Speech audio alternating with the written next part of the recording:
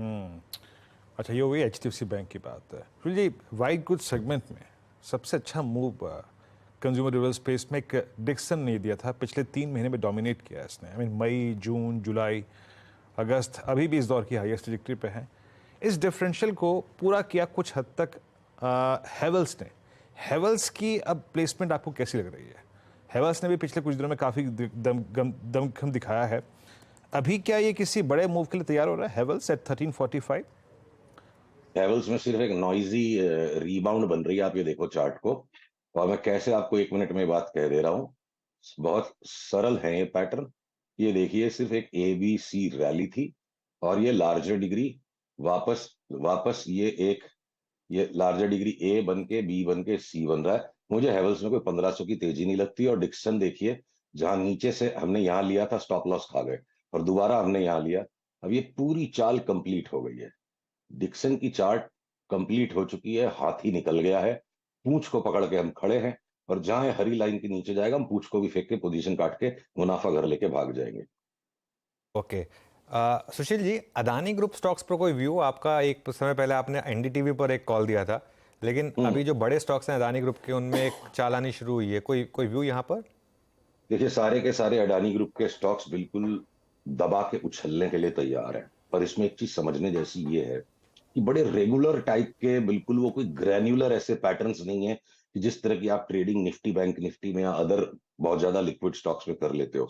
इसमें बड़े बड़े जंप आते हैं। तो छोटी पोजीशन लेके आपको लार्जर वॉलेटिलिटी को अगर हैंडल कर सकते हैं, तो इनमें सब में बड़ा उछाल लगता है। NDTV को हालांकि मुझे लग रहा है थोड़ा सा कंसोलिडेट करके थोड़ा टाइम ये खा सकता है। तो चाहे वो अडानी इंटरप्राइजेस हो, या अडानी पोर्ट्स हो, या अडानी विल्मार हो, अडानी टोटल हो, अडानी ग्रीन हो, ये सारे के सारे बिल्कुल लपक कर चलने के लिए रेडी हैं।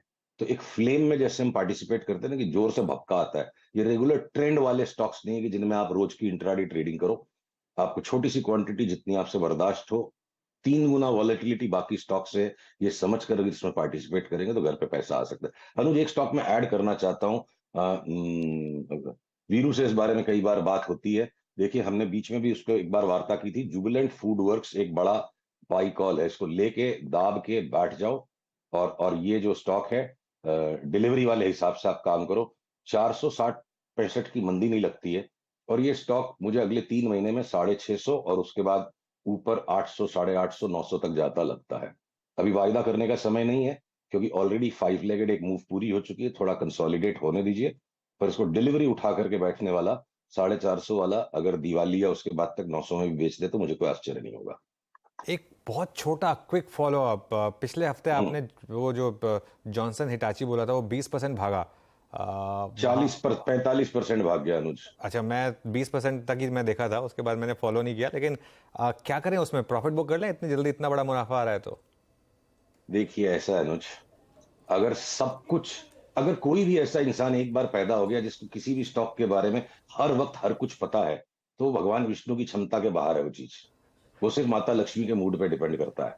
तो जो भगवान भी नहीं करना चाहता, वो काम हमें नहीं करना चाहिए। हमने इसको साल भर के व्यू में 4, 5, 6 गुना ऊपर बेचने के इरादे से लिया है। हम इसमें ट्रेडिंग नहीं करेंगे।